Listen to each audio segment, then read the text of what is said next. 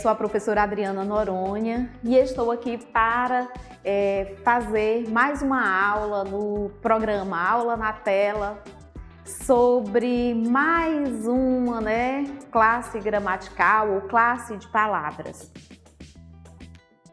Vamos dar continuidade ao estudo dos verbos. O que é flexão do verbo? Na aula anterior eu já dei uma ênfase com relação ao radical e à desinência.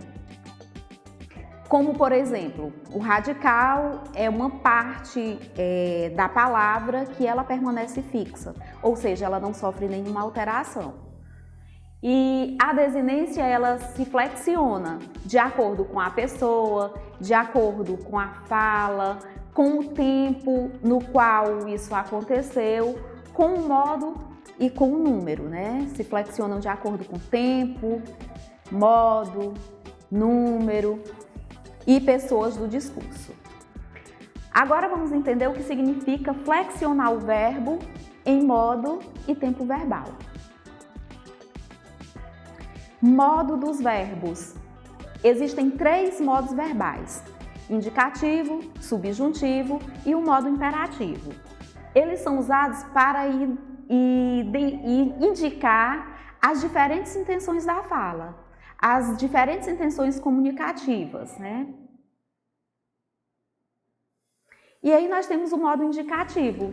O modo indicativo que ele é usado para expressar uma ação real que realmente acontece, que realmente ocorreu. Ela é concreta. A pessoa que fala possui segurança, certeza, Falando com exatidão aquilo que ela quer demonstrar. Exemplo: ontem eu comi uma pizza boa. Então, aqui eu estou falando com exatidão sobre algo que eu fiz.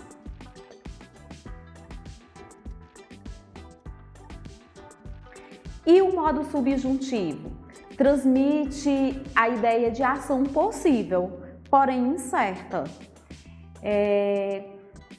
Usamos para expressar uma ação que tem a possibilidade de acontecer, embora não tenha se concretizado ainda. A pessoa que fala, ela possui dúvida ou formula uma hipótese usando os verbos. E aí nós temos um exemplo. Ela está esperando que eu termine primeiro. Então, aqui é algo que a gente pode dizer que é incerto. E o modo imperativo? Já no modo imperativo, nós podemos perceber que indica uma ideia de pedido, ordem. O nome por si só já diz, imperativo, Imperador, aquele que manda. Também pode ser uma correção ou um conselho. A pessoa que fala, ela está exigindo algo, falando que deseja que faça alguma coisa. E aí nós temos um exemplo. Traga o restante dos papéis, por favor. Não faça barulho. E nas 2 frases vocês podem perceber a expressão de ordem. Vamos observar o quadro aqui. Nós temos os modos verbais, indicativo, subjuntivo e imperativo, e os tempos no qual acontecem as ações. No indicativo, nós podemos perceber que são 6 os tempos verbais: presente, pretérito perfeito, o imperfeito e o mais que perfeito. Futuro do presente e o futuro do pretérito. E aí no presente vocês já sabem que é algo que está acontecendo agora. Eu estou fazendo aula, então eu estou praticando uma ação nesse determinado momento. O pretérito perfeito, ele conseguiu, foi algo que ele realizou.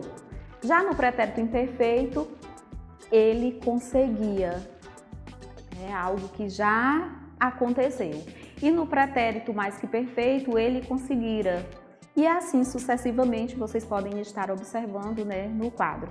Já no modo subjuntivo, são 3 os tempos verbais: no presente, no pretérito imperfeito e no futuro. No presente, que ele consiga, no pretérito tem a frase aí, se ele conseguisse, e no futuro, quando ele conseguir, porque é algo que ainda irá acontecer. Só lembrando que vocês devem estar realmente se perguntando, por que, professora, dois presentes, né? Porque a presente do indicativo, ele dá a ideia de certeza. Já no subjuntivo, é de possibilidades, né? Que ele consiga, no pretérito imperfeito, se ele conseguisse. Então, são incertezas, são possibilidades. No imperativo, vocês poderão perceber que existem apenas duas formas verbais, a forma afirmativa e a negativa. E nós temos dois exemplos relacionados. Consiga ele, não consiga ele. Consiga ele na forma afirmativa e não consiga ele na negativa. E agora nesse quadro nós vamos fazer um rápido resumo de tudo aquilo que foi explicado antes, né? Nós temos os tempos e os modos. Presente, pretérito e futuro, no modo indicativo e no modo subjuntivo. E no imperativo nós temos o afirmativo e o negativo. Lembrando sempre que o imperativo ele dá a ideia de ordem. Estou aqui apresentando para vocês um quadro, né, que está com os verbos conjugados no modo indicativo.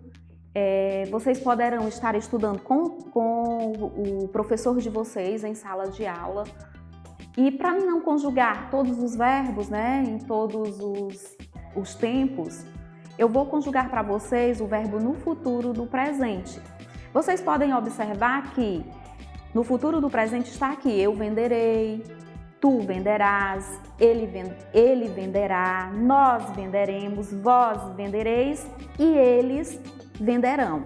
Eu posso conjugar esse verbo com outra ação que não está aqui, né? Eu posso conjugar cantar, eu cantarei, tu cantarás, ele cantará, nós cantaremos, vós cantareis e eles cantarão.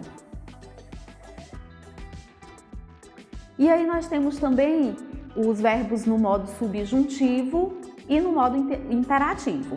No modo subjuntivo, que eles dão a ideia de incerteza, de dúvidas, de hipóteses. E poderão também estar observando que aparece a palavra que, se e quando, justamente para expressar essa dúvida, essa incerteza ou essa possibilidade. Nós temos aí que eu cante, que nós cantemos, já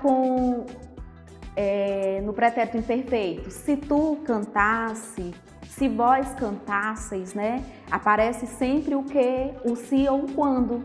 Quando eu cantar, quando eles cantarem. Então é uma incerteza, uma possibilidade. Já no modo imperativo, nós podemos estar observando que eles se flexionam no modo verbal, negativo e afirmativo. No negativo sempre vem com a palavra não, né? E no afirmativo, afirmando algo que você pode estar realizando. Canta tu, canta você, cantem vocês. E no negativo, não cantes tu, não cante você. Observe que aparece sempre o não negando algo. Vocês poderão observar que aparece primeiro o verbo e depois a pessoa do discurso. Cantas tu, não cantas tu, cantemos nós e não cantemos nós. Então, há uma inversão, né, na ordem. Primeiro o verbo, depois a pessoa do discurso. Até a próxima aula. Espero ter contribuído com vocês com relação a essa classe de palavras. Tchau, fiquem com Deus, até uma próxima.